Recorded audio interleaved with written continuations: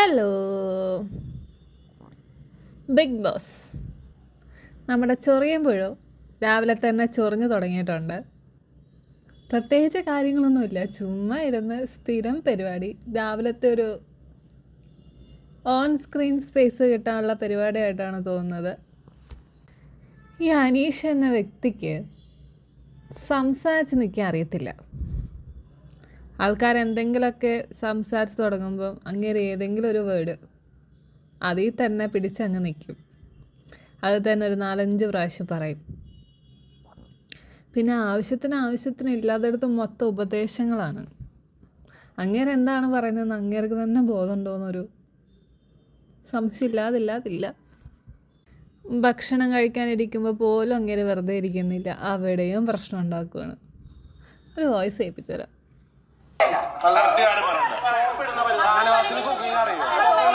ഷാനവാസിന് cooking അറിയോ? അറിയോ?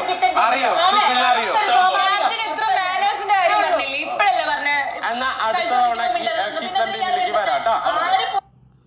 അടുത്ത തവണ കിച്ചൺ ടീമിൽ പോകാൻ ഇങ്ങേരാണോ എല്ലാ ആഴ്ചത്തെയും ക്യാപ്റ്റൻ? അവിടെ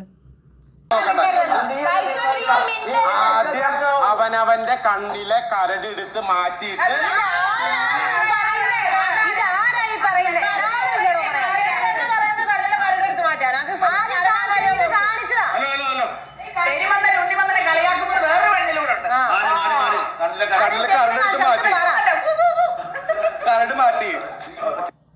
ഇങ്ങേര് ഭക്ഷണം കഴിക്കാനും ആൾക്കാരെ സമ്മതിക്കത്തില്ല. ഭക്ഷണം കഴിച്ചാൽ ഒരു കാലത്തും സമാധാനത്തിൽ ഭക്ഷണം കഴിച്ചിട്ട് പോകാൻ പറ്റത്തില്ല.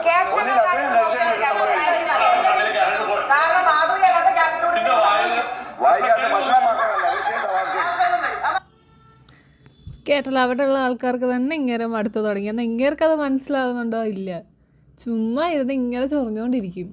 വല്ല കാര്യമുണ്ടോ? ഇല്ല. എന്നാൽ എന്തെങ്കിലും അങ്ങനെ പറയുന്നതിൽ എന്തെങ്കിലുമൊക്കെ കാര്യങ്ങളുണ്ടോ? അതും ഇല്ല. ഇനി അനുമോളും ശാരികയൊക്കെ രാവിലെ ഇയാളെക്കുറിച്ച് ചില കാര്യങ്ങൾ പറയുന്നുണ്ട്. ഇനി അതൊന്ന് കേൾക്കാം. പ്രശ്നമുള്ളൂ. അത് കഴിഞ്ഞ അപ്പൊ ഔട്ട് പോയില്ലേ, പിന്നെ ഒരു അരമണിക്കൂർ അല്ലെങ്കിൽ ആ ഒരു ദിവസം പുള്ളിക്ക് രാവിലെ ഒരു പ്രശ്നമുണ്ട്. ഇങ്ങനെ എന്താ പറയാ, മിണ്ടാതിരിക്കുക, ആരെങ്കിലും ഇങ്ങോട്ട് വരാൻ. ഒരു 48 ഇന്നലെ തന്നെ തെറി വിളിച്ചെന്ന് പറഞ്ഞു. രാത്രി അങ്ങനെ ഉറക്കത്തിൽ കിടന്നിവരെ രാത്രി ബഹളം വെച്ചെന്ന് പറഞ്ഞു. അങ്ങനെയാണെങ്കിൽ രഞ്ജിത വിളിക്കണം, ഉള്ളത്തെ എന്ത് വൃത്തിയായിട്ട് വർത്താനം പറഞ്ഞു എന്ന് പറഞ്ഞു. എന്താ എനിക്കത് ഞാൻ കേട്ടില്ല. അങ്ങനെ പറഞ്ഞു. രാത്രി അറിയാലോ എന്തുവാന്ന്. ഇനിയിപ്പൊ അത് പറഞ്ഞോ ഇല്ലയെന്നുള്ള കാര്യവും സത്യമാണോ ഇല്ലല്ലോ, അത് റെക്കോർഡ് അവര് പറയണല്ലേ. എല്ലാം കൂടെ ഒരുമിച്ച് അത്രയും പേര് ഒരുമിച്ച് പറഞ്ഞല്ലേ. ഒരുമിച്ച് ഒരുമിച്ച് പറയണത് ദൈവം കേൾക്കാൻ നിൽക്കരുത്. ഒരുമിച്ച് പറഞ്ഞത് കേൾക്കാൻ നിൽക്കരുത്. ഷാനവാസ് ഒക്കെ കൂടെ ഇന്നലെ പറഞ്ഞത് തന്നെ അനുമോൾക്ക് മതിയായിരുന്നു തോന്നുന്നു.